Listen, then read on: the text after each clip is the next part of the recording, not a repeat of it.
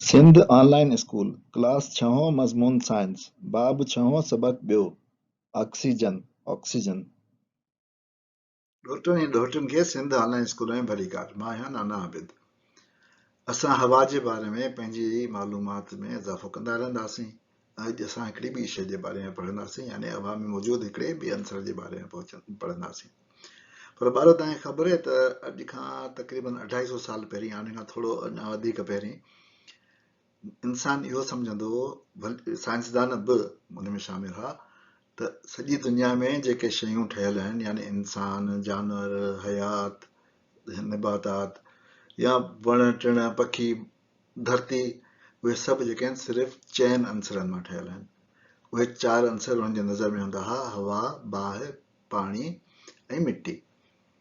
सो उहे सभु सम्झंदा हुआ त हवा बि हिकिड़ो अंसर आहे, ऐं मिटी बि हिकिड़ो अंसर आहे, पाणी बि हिकिड़ो अंसर आहे, ऐं बाहि बि हिकिड़ो अंसर आहे। ऐं उन ते जेको आहे सॼी थ्योरी ॿधल हुई। इन खां तव्हां इहो सम्झंदा हुआ त हर शइ जेका ॿरे थी उन में हिकिड़ी को मादो पियल आहे, जंहिंखे फ्लोजिस्टन चवंदा हुआ। फ्लोजिस्टन चवंदा हुआ त उहो मादो उन में मौजूदु आहे, उन जे करे उहा शइ ॿरे थी, ऐं उन खां सवाइ का शइ ॿरी कोन थी सघे। ऐं उहे सम्झंदा हुआ त हवा में बि फ्लोजिस्टन मौजूदु आहे, उन जे करे उहा ॿियनि शयुनि खे ॿारे थी। पर इहा जेका थ्योरी आहे या इहा सोच जेका आहे उहा कंहिं ख़ासि वक़्त ताईं हली, ऐं 1774 में हिकिड़ो साइंसदान हो, उन इन सोच खे मटाए छॾियो। जोसेफ प्रेस्ली हिकिड़ो अंग्रेज़ साइंसदान हो ऐं सियासतदान बि हो, जेको लॾे ऐं अमेरिका हलियो वियो। उहो मुख़्तलिफ़ शयुनि ते तजुर्बा कंदो रहंदो हो ऐं हवा ते बि तजुर्बा कंदो हो। सो हवा ते तजुर्बो कंदे हिकिड़े दफ़े मर्करी ऑक्साइड जे मरकब मां हुन ऑक्सीजन गैस लधी। हिते मां तव्हांखे इहो ॾेखारियां थो त हुनजो जेको लेबोरेटरी में हो हिन क़िस्म जूं शयूं, छो त हू मुख़्तलिफ़ तजुर्बा कंदो हो, हुनजे करे मुख़्तलिफ़ क़िस्म जूं शयूं हुआसीं। 1774 में हुन ऑक्सीजन लधी, पर हू बि इन थ्योरीअ ते क़ाइमु हो त हर शइ में हिकिड़ी शइ हूंदी आहे जेका ॿरंदी आहे, यानी फ्लोजिस्टन वारी थ्योरी ते अमल कंदो हो। सो हिन ऑक्सीजन खे उहा हवा ॾिनी जंहिंमां उहा फ्लोजिस्टन निकिरल हुजे, यानी हुनजो नालो ॾिनई डीफ्लोजिस्टिकेटेड गैस। उन खां पोइ काफ़ी अर्सो पोइ हिकिड़ो फ्रांसीसी साइंसदान हो अंटोनी लवाइज़र, उन इन शइ खे यानी इन अंसर खे ऑक्सीजन जो नालो ॾिनो। ऑक्सीजन जो लफ़्ज़ी मतिलबु आहे त तेज़ाबियत पैदा करण वारी शइ। असां ॿूटे जे साह खणण वारे अमल में ॾिसी चुका आहियूं त ग्लूकोज़ यानी निशास्तो या कार्बोहाइड्रेट इस्तेमालु थी ऑक्सीजन सां मिली कार्बन डाइऑक्साइड ठहंदो आहे, पाणी जा बुख़ार ठहंदा आहिनि, ऐं इन मां तवानाई हासिलु थींदी आहे, जंहिंसां ॿूटो या जानदार ॿियो कमु कंदो आहे। साॻियो ई अमल जहिड़ो ॿूटे में आहे, ओहिड़ो ई अमल हर ॿिए जानदार जे साह खणण जे में बि थींदो आहे, यानी निशास्तो ऐं ऑक्सीजन मिली तवानाई ॾींदा आहिनि, ऐं नतीजे में कार्बन डाइऑक्साइड ऐं पाणी ख़ारिज थींदा आहिनि। जेकॾहिं असां ॾिसूं त साह खणण जे महिल में निशास्तो यानी खंडु या ग्लूकोज़ या कार्बोहाइड्रेट ऐं ऑक्सीजन मिली ठाहींदा आहिनि कार्बन डाइऑक्साइड, पाणी ऐं तवानाई ॾींदा आहिनि।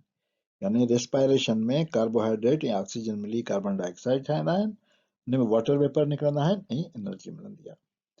ॿरण जे अमल बि बिल्कुलु उन जहिड़ो हूंदो आहे। उन में ॿारणु जेको मेण या तेल या काठी थी सघे थो, उहो ऑक्सीजन सां मिली कार्बन डाइऑक्साइड ठाहींदो आहे, पाणी ठाहींदो आहे, ऐं असांखे तवानाई मिलंदी आहे बाहि जी सूरत में या गर्मीअ जी सूरत में। तो कंबशन में बि फ्यूअल ऐं ऑक्सीजन मिली कार्बन डाइऑक्साइड, वाटर वेपर ऐं एनर्जी ठाहींदा आहिनि। अचो त असां ॾिसूं त हिन दुनिया में ऑक्सीजन जो इस्तेमालु किथे किथे थिए थो। सभिनी खां पहिरीं त असां साह खणंदा आहियूं, उन साह खणण जे महिल में ऑक्सीजन इस्तेमालु थींदी आहे। असां खां अलावा जानवर बि त साह खणंदा आहिनि, उहे बि जेको आहे ऑक्सीजन इस्तेमालु कंदा आहिनि। हा, शाबाश, सही बि था चओ, ॿूटा बि साह खणंदा आहिनि। सो ॿूटनि जे साह खणण जे महिल में बि ऑक्सीजन इस्तेमालु थींदी आहे, असां त हाणे हाणे ॾिठो हुयो। उन खां अलावा ऑक्सीजन इस्तेमालु थींदी आहे डीकम्पोज़िशन में, या न जॾहिं को जानवर डीकम्पोज़ थींदो आहे, या जंहिंखे असां सिंधी में ॻरण ऐं सड़ण चवंदा आहियूं, यानी जॾहिं जानदार ॻरे सड़े थो, उन में बि ऑक्सीजन इस्तेमालु थिए थी, भली उहो जानवर हुजे या को ॿूटो हुजे। सो ॿूटनि में बि जॾहिं ॻरण ऐं सड़ण जो अमल थींदो आहे त उन में ऑक्सीजन जो इस्तेमालु थींदो आहे। इन खां सवाइ ऑक्सीजन जो इस्तेमालु ॿरण में बि थिए थो जॾहिं असां कंहिं शइ खे ॿारियूं था रोशनी हासिल करण लाइ या बाहि हासिल करण लाइ या तवानाई हासिल करण लाइ या गर्मी हासिल करण लाइ उन महिल बि ऑक्सीजन जो इस्तेमालु थिए थो। जॾहिं असांजा स्ट्रक्चर्स जेके आहिनि उन्हनि खे कट थी लॻे उन कट में बि ऑक्सीजन जो इस्तेमालु थिए थो, भली उहे नंढड़ा लोह हुजनि या कापर हुजे यानी ट्रामो हुजे। ट्रामे ते बि कट जेका लॻंदी आहे साए रंग जी लॻंदी आहे पर उन में बि ऑक्सीजन इस्तेमालु थींदी आहे। असां ॾिठो त ऑक्सीजन मुख़्तलिफ़ कमरनि में मुसलसल इस्तेमालु थींदी रहे थी पर हवा में त उनजो तइदाद या उनजी परसेंटेज घटि कोन थी थिए। छाजे करे? इन जे करे जो ऑक्सीजन मुसलसल ठहंदी बि रहे थी। असांखे ख़बर आहे त ऑक्सीजन मुख्य तौर ते ॿूटनि में ठहंदी आहे या फोटोसिंथेसिस जो जेको अमल आहे उन में ठहंदी आहे। उन अमल में ॿूटा सिज मां रोशनी वठी हवा मां कार्बन डाइऑक्साइड वठी पंहिंजे क्लोरोफिल में फोटोसिंथेसिस या रोशनाई तरकीब जो अमल कंदा आहिनि जंहिंमां असांखे शुगर यानी कार्बोहाइड्रेट मिलंदो आहे ऐं ऑक्सीजन जेको आहे उहा ख़ारिज थींदी आहे। साॻी तरह फोटोसिंथेसिस जो अमल अलगाई में या अलजी में बि थींदो आहे ऐं कुझु ख़ासि बैक्टीरिया हूंदा आहिनि उन्हनि में बि थींदो आहे।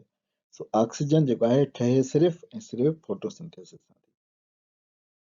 हाणे असां ॾिठो त ऑक्सीजन इस्तेमालु बि थिए थी ऐं ठहे बि थी। इन इस्तेमालु थियण ऐं ठहण खे जॾहिं असां गॾु ॾिसंदासीं त उनखे असां ऑक्सीजन जो चकर यानी ऑक्सीजन साइकिल चवंदा आहियूं। सो अचो त असां ऑक्सीजन साइकिल ॾिसूं। सभिनी खां पहिरीं ॾिसंदासीं त ऑक्सीजन आख़िर किथे किथे मौजूदु आहे। असांखे ख़बर आहे त ऑक्सीजन हवा में मौजूदु आहे तक़रीबन 21%, पाणीअ में मौजूदु आहे। कीअं? तव्हांखे मुंहिंजे यादि कयो असां पढ़ियो हो त पाणीअ जेको मरकब आहे जंहिंमें 2 एटम हाइड्रोजन जा ऐं हिकिड़ो एटम ऑक्सीजन जो आहे। सो उहो ऑक्सीजन पाणीअ में मौजूदु आहे। ज़मीन जे मदनियात में मौजूदु आहे। असां हाणे ॾिठो त उहो नाइट्रेट्स कार्बोनेट्स उन जी शिकिल में आहे ऐं सभिनी खां वॾी जेका वारी आहे न जेका सिलिका सैंड चइबो आहे उन में बि सिलिकॉन डाइऑक्साइड हूंदो आहे यानी उन में बि 2 एटम ऑक्सीजन जा हूंदा आहिनि। अहिड़ी तरह जेको चूने जो पत्थर आहे उहो कैल्शियम कार्बोनेट हूंदो आहे उन में 3 एटम ऑक्सीजन जा हूंदा आहिनि। सो ज़मीन में जेके मदनियात आहिनि उन में तक़रीबन हर मदनियात में जेको आहे उहो ऑक्सीजन मौजूदु आहे। हाणे मौजूदु त किथे आहे यानी हवा में पाणीअ में ऐं ज़मीन जे मदनियात में। असां जेको आहे उनखे इस्तेमालु कीअं था कयूं? इस्तेमालु कंदा आहियूं साह खणण जे अमल में, पोइ चाहे उहे ॿूटा हुजनि जानवर हुजनि या इंसान हुजनि यानी हर जानदार साह खणण जे अमल में इस्तेमालु थो थिए ऐं ॿरण जे अमल में बि ऑक्सीजन इस्तेमालु थिए थी। उन खां अलावा जानवर जॾहिं तहलील थियनि था यानी डिकम्पोज थियनि था त उन में बि ऑक्सीजन इस्तेमालु थिए थी ऐं जॾहिं धातुनि खे कट थी लॻे त उन कट लॻण जे अमल में बि ऑक्सीजन इस्तेमालु थिए थी। ऐं ठहे कीअं थी? असांखे ख़बर आहे त सिर्फ़ु रोशनाई तरकीब जे अमल सां ऑक्सीजन ठहे थी। सो ही सॼो असां ऑक्सीजन जो चकर ॾिठो जंहिंमें असां ॾिठो त किथे किथे मौजूदु आहे, किथे इस्तेमालु थिए थी ऐं किथां ठहे थी। सबक़ ख़तमु करण खां पहिरीं मां तव्हांखे ऑक्सीजन जे बारे में कुझु दिलचस्प ॻाल्हियूं ॿुधाईंदुसि।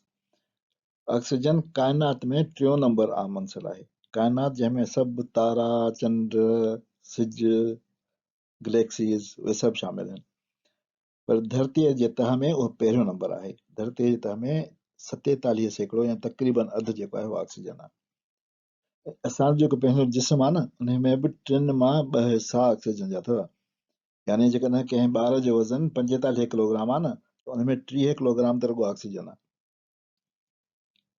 ऑक्सीजन जो मक़दार जेकॾहिं हवा में वधी वञे त उहो ज़हर थी वेंदो आहे यानी जेकॾहिं 50% ऑक्सीजन हूंदी हवा में त सभिनी खां पहिरीं असांजी नज़र ख़तमु थी वेंदी, असांजी अखियूं कमु करणु छॾे वेंदियूं, उन खां पोइ असांजो दम घुटिजण लॻो या आहिस्ते आहिस्ते असां मरी वेंदासीं।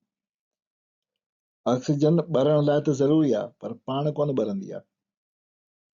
ऑक्सीजन घणो करे 2 एटमनि जे मालिक्यूल में हूंदी आहे, O2 जंहिंखे चवंदा आहियूं।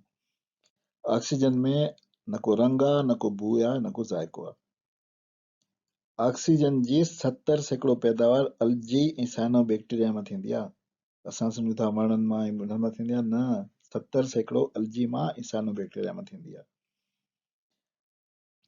इहो बि चवनि था कुझु साइंसदान पुराणे वक़्तनि में हवा में ऑक्सीजन जो तनासुब 21% खां वधीक हो। वधीक हुअण जे करे उन ज़माने में जेके जानदार हुआ उहे वॾा वॾा हुआ जीअं डायनासोर ऐं उहे वॾा हिन जे करे हुआ जो ऑक्सीजन वधीक हुई, उन्हनि खे वधीक तवानाई जेका आहे उहा मिली सघंदी। ॾिठो कहिड़ियूं अजीब अजीब ॻाल्हियूं आहिनि ऑक्सीजन जे बारे में।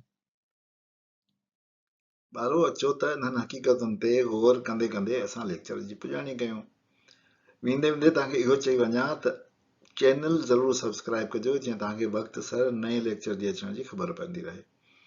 नाना आबिद खे इजाज़त ॾियो। ख़ुदा हाफ़िज़।